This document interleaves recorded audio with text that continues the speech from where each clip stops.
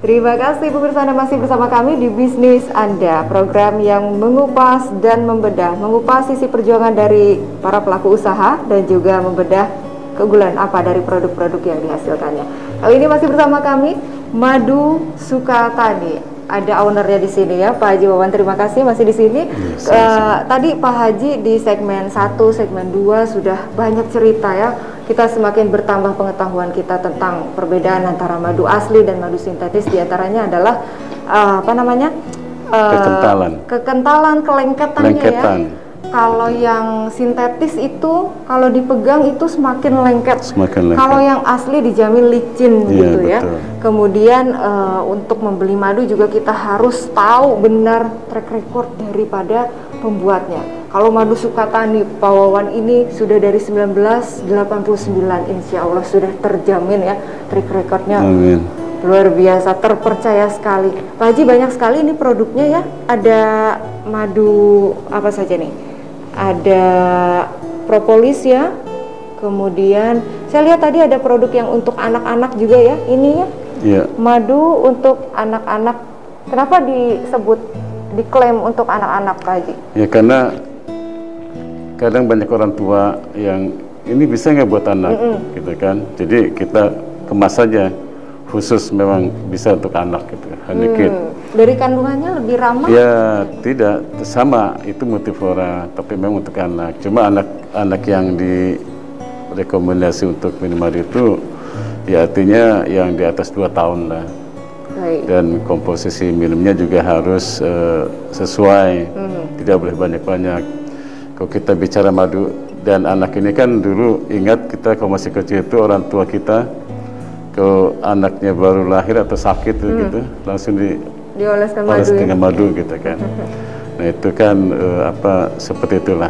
Jadi kalaupun anak-anak itu memang disarankan minum madu ya, karena ternyata dalam madu itu kandungan asam folatnya itu lebih tinggi daripada susu sapi.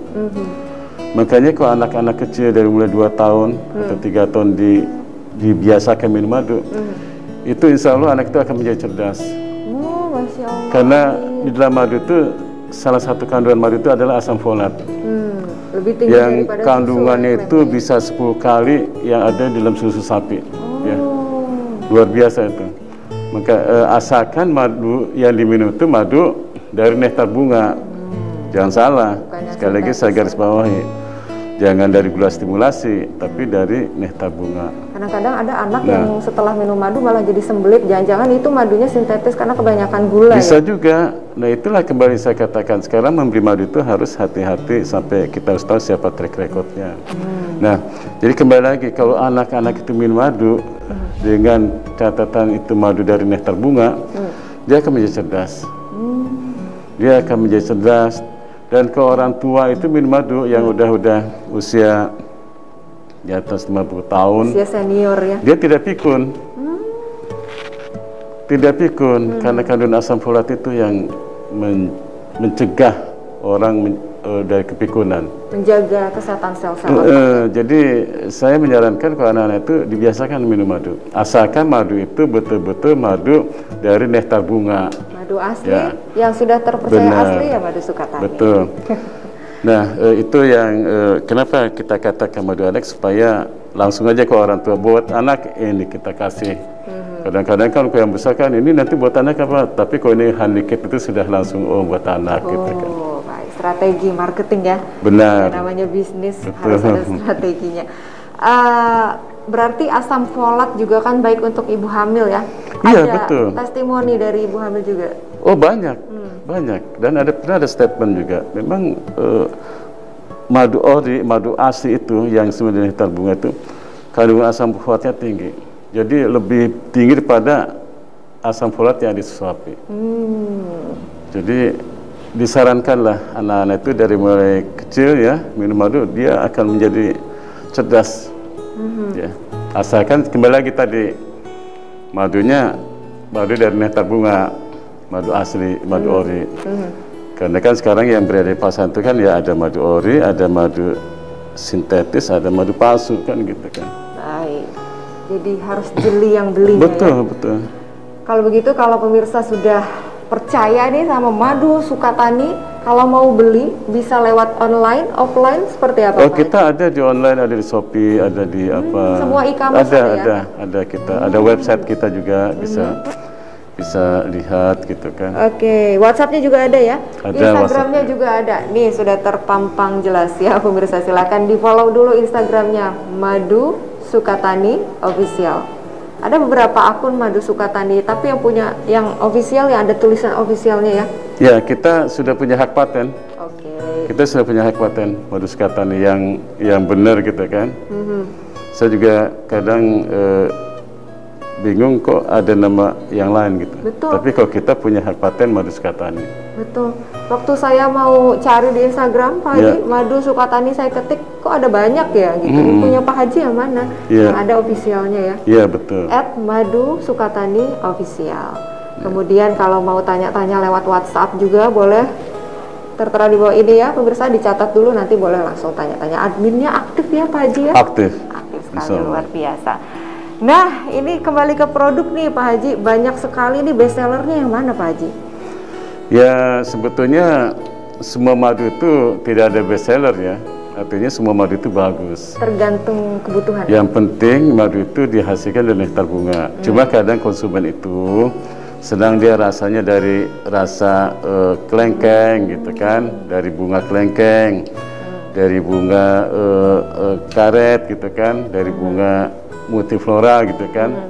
Jadi itu memang asalnya selera ya. Jadi kesimpulannya semua madu itu yang penting dari nektar bunga itu bagus untuk kesehatan. Jadi bestseller itu bukan berarti apa, itu tergantung selera konsumen. Oh, saya senangnya, ada konsumen kita senangnya madu kristal gitu kan. Madu bunga karet itu kan mengkristal. Oh, dia senang. Ya kan, tapi ada orang yang bilang ini kristal ini palsu ya gitu kan. Nah, itu tergantung di mana dia mendapatkan madunya gitu.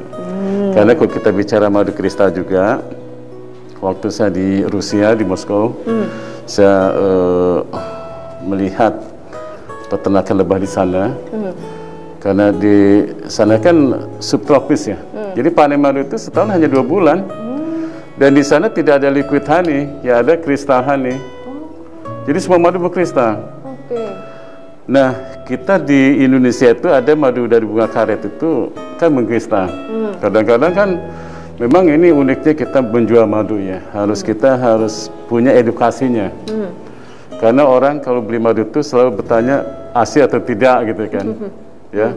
Dulu waktu tahun 86 itu Mbak, saya jual 1 botol madu itu 2 jam saya harus mengedukasi konsumennya.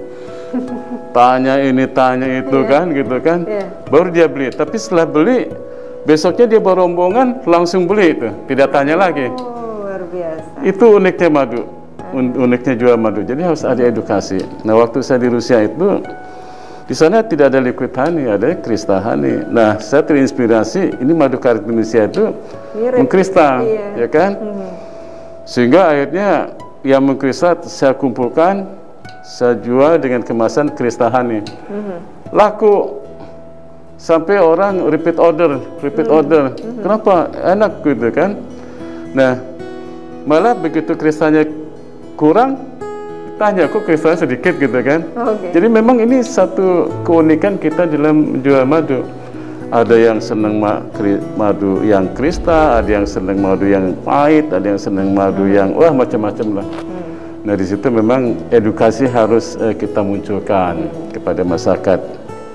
Jadi supaya masyarakat itu betul-betul tahu tentang madu. Apalagi zaman sekarang ini kalau kita nggak waspada beli madu, aduh kasihan deh, benar.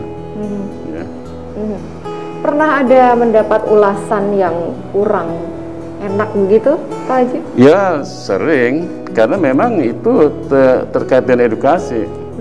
Masyarakat kan wajarlah tanya, kok madunya meledak gitu kan, kok madunya dirubung semut kan gitu, kok madunya mengkristal gitu kan. Ini kan karena masalah edukasi yang kembali tadi saya katakan bahwa memang di dalam menjual madu itu kita harus ada hal yang unik yang memang masyarakat tuh madu ini asli atau tidak. Nah, kenapa madu kita meledak di Indonesia itu kan. Pertama memang kita tidak ada proses, tidak ada kita panaskan supaya dia kental kan gitu kan, ya enggak. Terus keduanya memang iklim di Indonesia itu kan sekarang ada musim hujan, ada musim panas. Kalau kita panen madu di musim hujan, tentunya kan kadar juga akan menjadi tinggi. Nah di situ terjadi fermentasi dalam madu, meledak gitu kan. Tapi uniknya lagi ada konsumen yang suka madunya meledak. Kalau meledak dia senang, wah udah tak beli 2, tak beli 3 gitu. Ada konsumen yang panik kalau meledak, wah kok ini meledak, membusakan gitu kan. Nah itu memang terkait dengan edukasi ya, saya pikir madu itu. Yang jelas madu ASI itu seharusnya tidak ada processing, panen langsung disaring kemas gitu kan. Nah keduanya madu ASI itu warnanya tidak harus manis semua kan, tergantung bunga yang dihisap lebah ya. Ada yang rasanya segar seperti randu, ada yang rasanya manis sekali seperti rambutan, ada yang dan warnanya juga tidak harus sama madu ASI itu. Itu salah satu ciri madu ASI, warna tidak sama, kekentalan tidak sama, aroma tidak sama gitu loh. Itu salah satu ciri madu ASI. Kalau kita lihat ada orang jual madu warnanya sama terus kekentalan sama terus kan, nah itu patut dipertanyakan ya, perlu diwaspadai saja lah. Misalnya madu randu, apalagi di tahun 2020 2021 itu boleh dikatakan gagal panen ya randu itu. Jadi kalau ada yang jual randu warnanya sama aja gitu kan, itu juga perlu diwaspadai, karena nggak mungkin panen tahun 2020 warnanya misalnya bening, sekarang warnanya bening juga, nggak mungkin, karena dia ada fermentasi pasti akan berubah warna. Nah, itu juga salah satu hal yang harus kita ketahui, kapan musim randu. Nah bagaimana panen randu itu juga memang masyarakat harus tahu. Kalau nggak tahu asal beli aja, ternyata yang didapat madu gula stimulasi. Kalau untuk penyimpanan paling lama berapa lama Pak? Kalau penyimpanan itu kita rekomendasikan itu madu tidak ditaruh di kulkas, tidak ditaruh di freezer, tapi taruh di suhu ruang. Karena kalau ditaruh kulkas itu dia kan akan akan menjadi kristal, karena kan dia punya kandungan air kan. Oh iya. Jadi kita sarankan simpan madu itu di suhu ruang saja. Nah, madu expired tidak expired, madu tidak expired, ya kan? Ya, asal madu ori. Memang kebijakan pemerintah madu itu ada expirednya. Memang itu kebijakan untuk makanan kan, tapi sebetulnya expired. Baik. Cuma dia akan semakin lama akan berubah warna saja kan. Misalnya dia dari kuning, agak kecoklatan, agak kehitaman gitu kan. Ada yang kehitaman, ada yang kekuningan. Ya, saya jadi penasaran sama rasanya Pak Haji. Boleh saya cobain ya? Bisa boleh. Coba. Ini ada testernya. Ya. Ada apa aja Pak Haji? Madu propolis. Boleh saya angkat ya? Siap. Oh, sudah disiapkan sama timnya Pak Haji.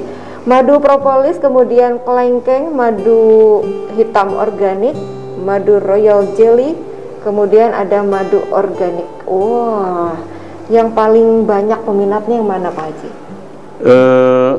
Semuanya banyak. Semuanya banyak. Semuanya ya? banyak. Saat ini yang paling favorit deh yang mana? Yang paling favorit itu madu super, madu kelengkeng. Madu kelengkeng ya. Kalau gitu kita coba madu kelengkeng. Madu kelengkeng. Ada di sini. Sudah madu multiflora. Wah, ini ya. Madu kelengkeng. Kita bisa lihat. Ini ciri-ciri yang tadi sudah dijelaskan sama Pak Haji ya. Kental. Saya coba. Bismillahirrahmanirrahim. Untuk takarannya? Untuk takaran kalau dewasa itu ya 1 sendok makan. Kalau terlihat jelas ya. Wah, cantik sekali. Cantik sekali. Cantik sekali. Bismillahirrahmanirrahim. Semoga sehat.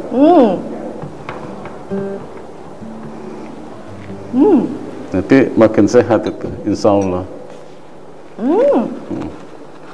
Pantasan favorit? Karena manis banget Pak Haji. Ya. Saya membayangkan kalau membuat es jeruk gulanya ganti pakai ini aja. Betul. Jadi ada tips juga sekarang, kalau misalnya kita mengganti gula tebu dengan madu, misalnya orang tua yang sudah lanjut usia, mereka kan tetap perlu karbohidrat kan, tetap perlu yang manis-manis, ya. Nah, jadi caranya begini, misalnya kita minum teh, panas kan, siram panas kan, baru dikasih madu setelah dingin, setelah hangat lah. Jangan kita minum teh tidak pakai gula, pengganti gula madu, teh terus madu langsung disiram air panas, kandungan madunya akan rusak. Jadi saran saya itu kalau minum teh mau manis pakai madu, tehnya dulu disiram air panas, setelah hangat baru dicampur madu. Nah, itu dia tipsnya ya. Tetap sehat, jadi harus pakai ilmu ya. Ya, Pak Haji, betul. Untuk sehat, untuk mendapatkan dampak positif dari madu ini harus pakai ilmu benar-benar ya. Iya, betul. Dari edukasi. Iya, edukasi itu sangat penting, dari mulai cara pemilihan produknya, kemudian mencari track record sang pembuatnya. Iya, betul. Kemudian lihat dari ciri-ciri fisiknya, kemudian dari rasanya dan dari cara kita mengkonsumsinya juga. Benar, itu sangat-sangat mempengaruhi ya. Wah, luar biasa. Kemudian kalau kita mau beli ini pasti pemirsa penasaran harganya. Jangan-jangan aduh tidak ramah di kantong saya Pak Haji. Boleh kasih bocoran harganya Pak Haji? Ya, harganya itu kalau botol besar ini kisaran 140.000 sampai 150.000. Masya Allah, ya, ternyata tergantung ramah, jenis bunganya. Ramah sekali Pak Haji. Nah, mahal murahnya madu itu bukan karena kualitas yang berbeda, cuma karena panennya itu yang berbeda. Jumlah panen yang berbeda, sehingga kalau dia misalnya lebah kita punya 100 kotak di lokasi bunga rambutan ya, itu dapat panen itu sekali panen itu misalnya 50 kilo misal gitu kan.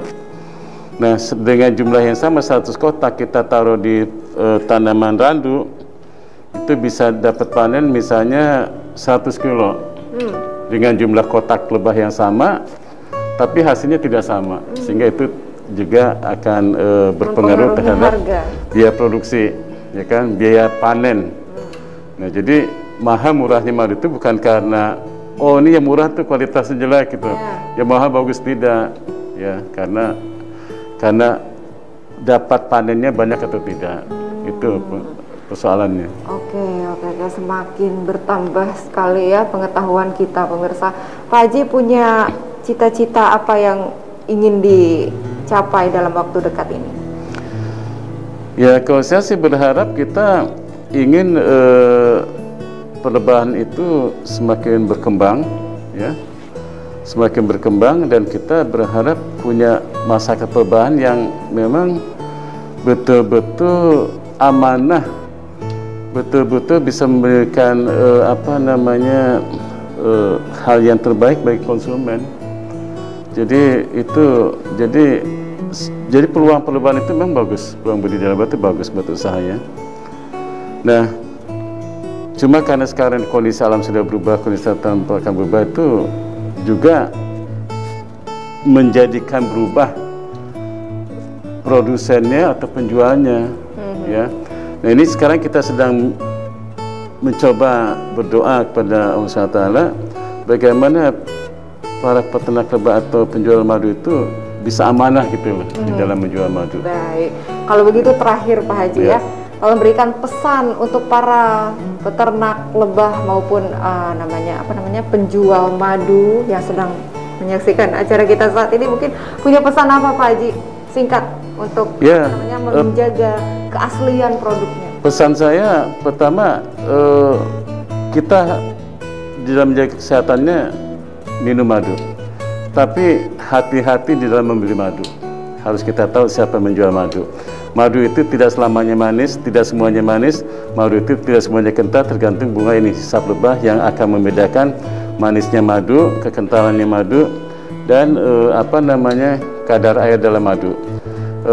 Sehingga masyarakat sekarang ini tahun 2021 itu harus hati-hati dalam mendapatkan madu.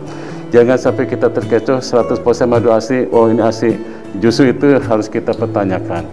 Saya pikir itu, jadi saya kasih juga, saya sampaikan moto, ingat sehat, ingat minum madu. Ingat sehat, ingat minum madu, dan harus tahu track record yang membuatnya. Kalau yang membuatnya Madu Sukatani udah terjamin asli. Insya Allah. Karena begini, karena satu contoh yang perlu kita tahu juga, seperti saya tadi katakan, madu makin sulit. Ya. Saya sendiri kan tidak punya outlet, tinggal banyak, dan memang kondisi sekarang tuh penjualan kita juga agak menurun. Kenapa menurun? Karena panen madu makin berkurang. Kalau kita bicara madu asli, madu ori, madu yang dihasilkan dari nektar bunga. Jadi kalau sekarang kalau ada orang menjual madu puluhan ton, ratusan ton, itu saya pikir impossible. Patut dipertanyakan. Iya. Saya sendiri mau buka outlet di mana-mana sekarang sudah agak bingung. Baik. Mungkin 5 tahun atau 6 tahun kemudian kalau sudah randunya sudah mulai besar, sudah mulai bisa dipanen sama lebah atau tanaman-tanaman lainnya, mungkin aku bisa punya outlet banyak. Baik. Kalau sekarang saya lagi nggak bisa apa-apa. Baik, kita berdoa mudah-mudahan semua harapan dan cita-cita Pak Haji dan timnya segera terlaksana. Siap. Ya Pak Haji ya. Mudah-mudahan selalu sehat sekeluarga. Amin. Dan dapat menebarkan kebaikan selalu untuk para konsumen ya. Amin. Terima kasih atas kesediaannya hadir Pak Haji. Siap. Salam untuk sekeluarga dan pemirsa, ternyata sampai di sini dulu ya bisnis Anda kita kali ini. Saya Dita Ruspendi mewakili segenap tim yang bertugas mengucapkan terima kasih atas kebersamaan Anda. Jangan lupa untuk selalu patuhi protokol kesehatannya ya. Assalamualaikum warahmatullahi wabarakatuh. Sampai jumpa. Waalaikumsalam. Terima kasih Pak Terima Haji. kasih. Sama-sama.